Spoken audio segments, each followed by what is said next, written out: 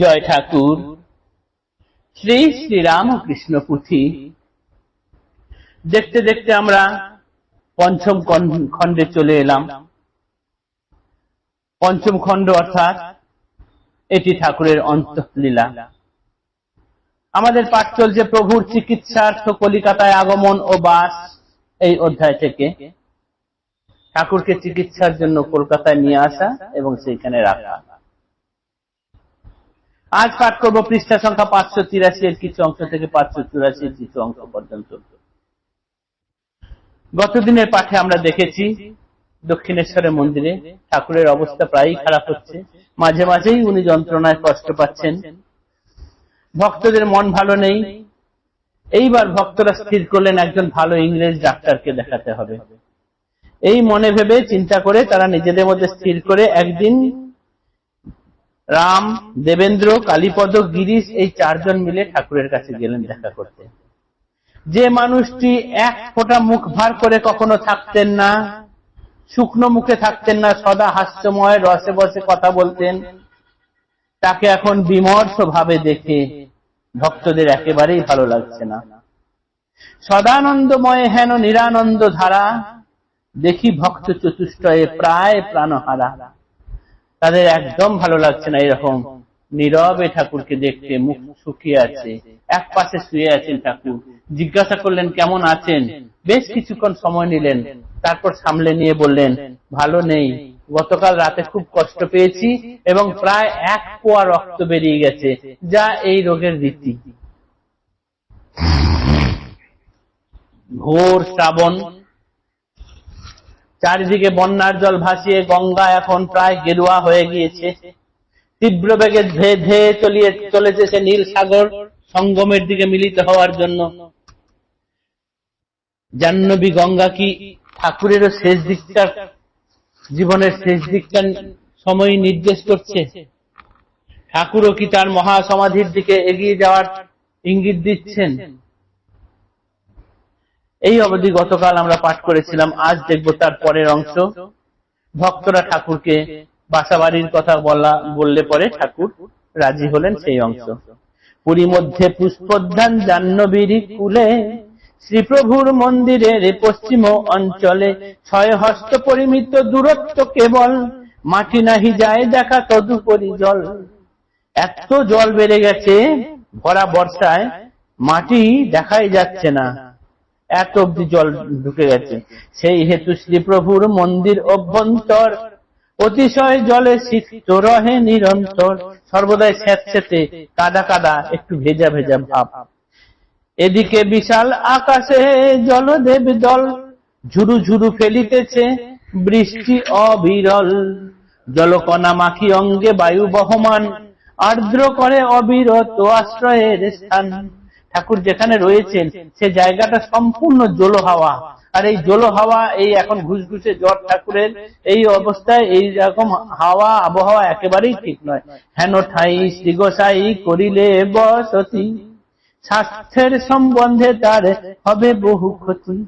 এত ভাবি ভক্তগণে কইলা নিবেদন, শহরে বসতি করা এবে প্রয়োজন। আপনাকে চিকিৎসার জন্য আর এই স্যাঁতস্যাঁতে আবহাওয়া থেকে সরানোর জন্য আপনার এবার শহরে বাস করতে হবে। উপযুক্ত বাসস্থান অনুমতি দিলে নির্ধারিত করি গিয়া শহর অঞ্চলে। অবিকল শিশু ছেলে বালক যেমন, ভালোবাসা মাখা ভাষা করিয়া শ্রবণ। সহাস্য আননে কন বাড়ি দেখো তবে, বাগবাজারের কাছে গঙ্গা তীর হবে।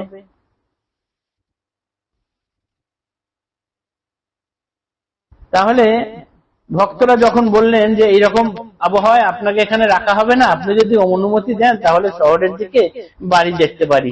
একদম বালক স্বভাবের মতো, বাচ্চা ছেলের মতো স্বভাব, হেসে হেসে তাহলে বললেন তাহলে দেখো বাড়ি। শুধু তাই নয়, এই যে দিনটার কথা বলছি সেই দিনটা ছিল বৃহস্পতিবার দিন। ভাইপো রামলালকে তিনি ডাকলেন, ডেকে বললেন ভালো একটা তারিখ দেখো তো, শনিবারেই ভালো দিন পাওয়া গেল, তাহলে মাঝের হলো শুধু একটা দিন শুক্রবার। তিনি বললেন না, শনিবারেই বেরিয়ে যাওয়া দরকার, বেরিয়ে যাব।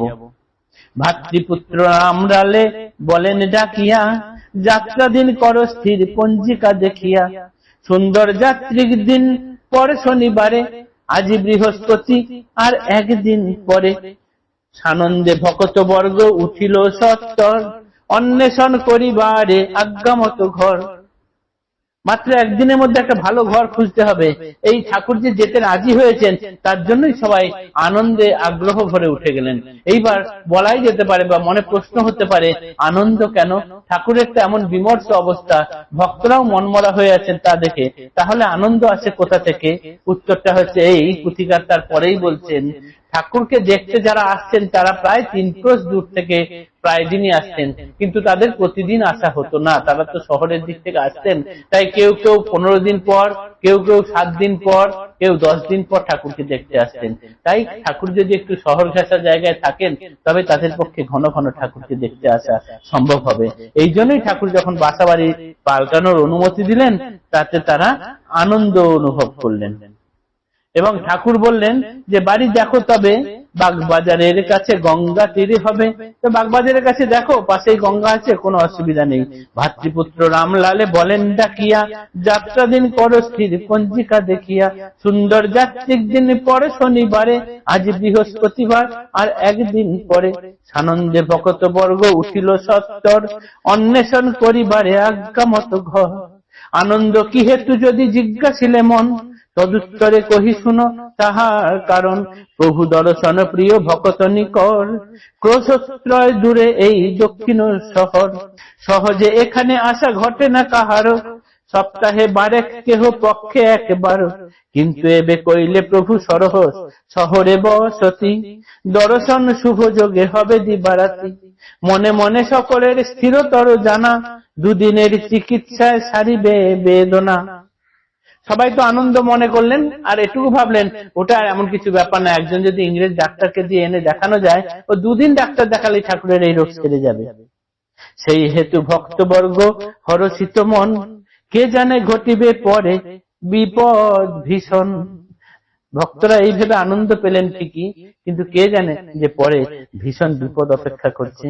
বাগবাজারের কাছে গঙ্গা সন্নিহিত, নূতন আবাস বাটি করি নির্ধারিত, সমাচার পাঠাইলা প্রভুর সাক্ষাতে, উপনীত প্রভুদেব শনিবার প্রাতে। ঠিক কথা মতো শনিবার সকালেই সেই নতুন বাসা বাড়িতে গিয়ে হাজির হয়েছেন, কিন্তু সেটি ঠাকুরের মনোমত হলো না। নিরখিয়া বাসা বাটি জানি না কারণ, বসতি করিতে তথা হইল না মন, পরিহরি সেই বাটি তরিত গমনে, উপনীত হইলেন বসুর ভবনে। সেখান থেকে ঠাকুর সোজা চলে গেলেন বলরাম বসুর বাড়িতে, যেটি ঠাকুর খুব ভালোবাসতেন, যেখানে থাকতে ঠাকুরের মন চাইত। বসুর ভাগ্যের কথা নাহি হয় ইতি, যাহার ভবনে এত প্রভুর প্রীতি, শ্রী প্রভুর আগমনে বসুর ভবনে, সাধারণে রাষ্ট্র কথা হইল কানে কানে, লোকারণ্য হইল লোকে ভবন ভিতরে, অগণন সাধ্যকার সংখ্যা তার করে, মঙ্গল উৎসব ধ্বনি উঠে দিবারাত্র, বসুর ভবন ঠিক জগন্নাথ ক্ষেত্র। ঠাকুর আচমকা গিয়ে বলরাম বসুর বাড়িতে হাজির হয়েছেন, কিন্তু সেটি লোকমুখে রাষ্ট্র হয়ে গেল। নানান লোক ঠাকুরের কাছে আসতে চাইলেন, ঠাকুরের রোগের কথা কেউ জিজ্ঞাসা করতে চায় মনে করলেন না অতটা। সবাই ঠাকুরকে দেখার জন্য অধীর আগ্রহে উৎসুক হয়ে অস্থির হয়ে উঠলো। এইভাবে সেইখানে যেন একটা উৎসব ক্ষেত্র হয়ে উঠলো, আর বলরাম বসুর বাসভবন যেন প্রকৃতপক্ষে জগন্নাথ ক্ষেত্র হয়ে উঠলো। আজকের পাঠ এইটুকুই থাক, আগামী দিনে পরের অংশ পাঠ করব। জয় ঠাকুর, নমস্কার।